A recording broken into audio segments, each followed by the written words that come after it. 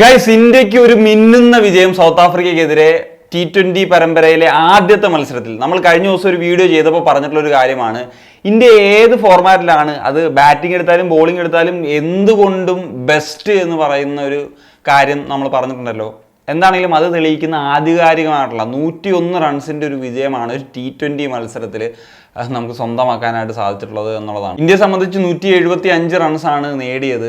അത് പ്രത്യേകിച്ചൊരു വലിയ സ്കോറൊന്നും പറയാൻ പറ്റില്ല, കാരണം ഡ്യൂവൊക്കെയുള്ള സാഹചര്യത്തിൽ സൗത്ത് ആഫ്രിക്കയ്ക്ക് ചേസ് ചെയ്യാൻ പറ്റുമെന്ന് പ്രതീക്ഷിച്ചെടുത്താണ് ഇന്ത്യക്ക് ഇങ്ങനത്തെ ഒരു വലിയ വിജയം സ്വന്തമാക്കാൻ സാധിച്ചത്. എന്താണെങ്കിലും ഇന്ത്യയാണ് ആദ്യം ബാറ്റ് ചെയ്യാൻ ഇറങ്ങിയത്. ഇന്ത്യയുടെ ആദ്യ ഓവറിൽ തന്നെ ഗില്ലിൻ്റെ വിക്കറ്റ് നഷ്ടമായി. ഒരു പരിക്കിന് ശേഷം അദ്ദേഹം തിരിച്ചു വന്നതാണ്. ആദ്യ ബോൾ 4 അടിച്ചു, രണ്ടാം ബോളിലും അതേപോലെ ഒരു ട്രൈ നടത്തി എങ്കിഡിയുടെ ആണ് വിക്കറ്റ് സ്വന്തമാക്കുന്നത്. അതിനുശേഷം സൂര്യകുമാർ യാദവ് എത്തുന്നു. സൂര്യകുമാർ യാദവ് ആണെങ്കിൽ ഇതേപോലെ ഒരു ഗിയർ ചേഞ്ച് ചെയ്ത് 4ഉം 6ഉം ഒക്കെ അടിച്ചു വരുന്ന സാഹചര്യത്തിൽ അദ്ദേഹത്തിൻ്റെ വിക്കറ്റ് നഷ്ടമാകുന്നു. അങ്ങനെ പവർ പ്ലേയിൽ തന്നെ ഇന്ത്യയുടെ 2 ക്രൂഷ്യൽ വിക്കറ്റ്സ് നഷ്ടമായി. പക്ഷേ 40 റൺസോളം എടുത്തു പറയേണ്ട ഒരു കാര്യം, അഭിഷേക് ശർമ്മയ്ക്ക് അധികം സ്ട്രൈക്ക് കിട്ടിയില്ല എന്നുള്ളതാണ്. പവർ പ്ലേയിൽ ഏതാണ്ട് 20 പന്തുകളോ മറ്റോ ആണ് അഭിഷേക് ശർമ്മ ബാറ്റ് ചെയ്തിട്ടുണ്ടായിരുന്നത്.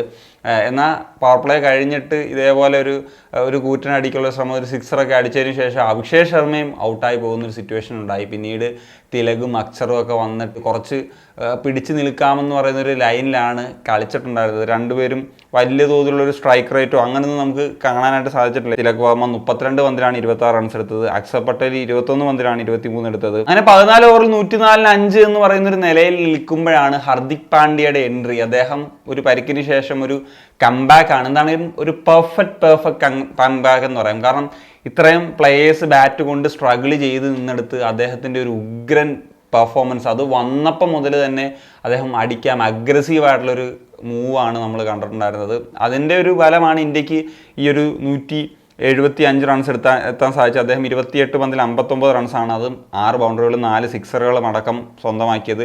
പിന്നീട് ശിവൻ ദൂബെ വന്നു. ശിവൻ ദൂബെ 9 പന്തിൽ 11 റൺസാണ് എടുത്തത്. ജിതേഷാണ് അവസാനം 5 ബോൾ കിട്ടി, അതിൽ ഒരു സിക്സർ അടക്കം അദ്ദേഹത്തിന് 10 റൺസ് നേടിയെടുക്കാൻ പറ്റി. എന്നാണെങ്കിലും ഹർദിക് പാണ്ഡ്യയുടെ ഒരു ക്രൂഷ്യൽ ബാറ്റിംഗ് പെർഫോമൻസ് തന്നെയാണ് തീർച്ചയായിട്ടും ഇന്ത്യക്ക് ഈ ഒരു റണ്ണിൽ എത്തിക്കാൻ സാധിച്ചത്. ഇനിഷ്യൽ സ്റ്റേജിൽ തന്നെ വിക്കറ്റ്സ് ഒക്കെ നഷ്ടമായെങ്കിൽ കൂടി. എനിവേ അവസാനത്തെ 5 ഓവറിൽ 54 റൺസാണ് നേടിയത്. ബോൾ കൊണ്ട് ഇപ്പം എങ്കിഡി 4 ഓവറിൽ 31 റൺസ് വിട്ടുകൊടുത്ത് 3 വിക്കറ്റ്സ്, അതും ക്രൂഷ്യൽ വിക്കറ്റ്സ് ആണ് നേടിയെടുത്തത്.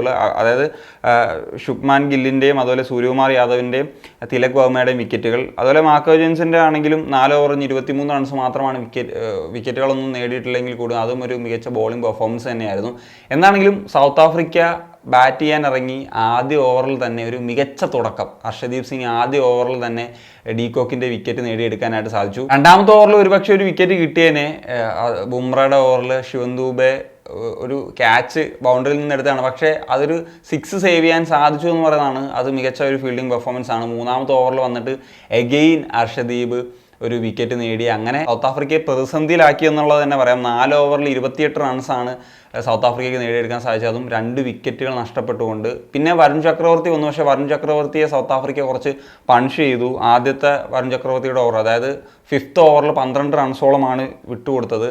അതിനുശേഷം അക്ഷർ പട്ടേൽ വന്ന ആദ്യ ബോൾ തന്നെ വിക്കറ്റ് ഇട്ട് വീണ്ടും മക്കത്തിൻ്റെ വിക്കറ്റാണ് നേടുന്നത്. കുറ്റി തെറിപ്പിച്ചുകൊണ്ട് വളരെ നല്ലൊരു പവർ പ്ലേ, അതായത് 45-ന് 3 എന്ന് പറയുന്ന ഇന്ത്യക്ക് അനുകൂലമാകുന്നൊരു സാഹചര്യത്തിൽ, കാരണം 3 വിക്കറ്റുകൾ പോയി 45 റൺസ് എടുത്തെങ്കിലും എന്ന് പറഞ്ഞു കഴിഞ്ഞാൽ അത് മികച്ചൊരു രീതി തന്നെയാണ്. പിന്നെ ഹർദിക് പാണ്ഡ്യ വന്ന് അദ്ദേഹവും ആദ്യത്തെ ബോളിൽ തന്നെ വിക്കറ്റ് എടുത്തു. അതായത് ബാറ്റ് കൊണ്ടും ബോൾ കൊണ്ടും ഒരു കോൺട്രിബ്യൂട്ട് ചെയ്യുന്നൊരു പ്ലെയർ.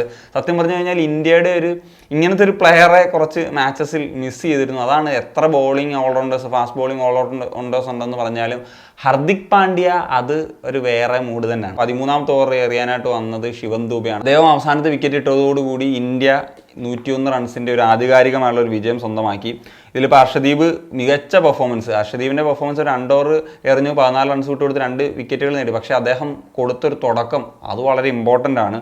ബുംറ ആണെങ്കിലും ഇപ്പോൾ ബ്രവിസിൻ്റെ ആ ഒരു വിക്കറ്റ് ക്രൂഷ്യലാണ്. അദ്ദേഹം 3 ഓവർ 17 റൺസ് വിട്ടുകൊടുത്തിട്ടാണ് 2 വിക്കറ്റ് നേടിയത്. വരുൺ ചക്രവർത്തി ഓരോ ഓവറിലൊന്ന് അടിച്ചെങ്കിലും പിന്നെ അദ്ദേഹം വന്നിട്ട് ഒരു മെയ്ഡൻ ഓവർ എറിഞ്ഞിട്ടാണ് ഒരു വിക്കറ്റ് സ്വന്തമാക്കിയിട്ട് ഒരു ടേണിംഗ് പോയിന്റ് ഉണ്ടാക്കുന്നത്. അക്ഷർ പട്ടേൽ 2 ഓവറിന് വെറും 7 റൺസ് മാത്രം വിട്ടുകൊടുത്തിട്ട് 2 വിക്കറ്റുകൾ നേടി. ഹർദിക് പാണ്ഡ്യ ഒരു വിക്കറ്റ് നേടി, ശിവൻ ദുബെ ഒരു വിക്കറ്റ് നേടി. അങ്ങനെ എറിഞ്ഞവർക്കെല്ലാം തന്നെ വിക്കറ്റ് നേടി. ബോളിംഗ് പെർഫോമൻസ് കൊണ്ട് വളരെ ക്രൂഷ്യലായിരുന്നു.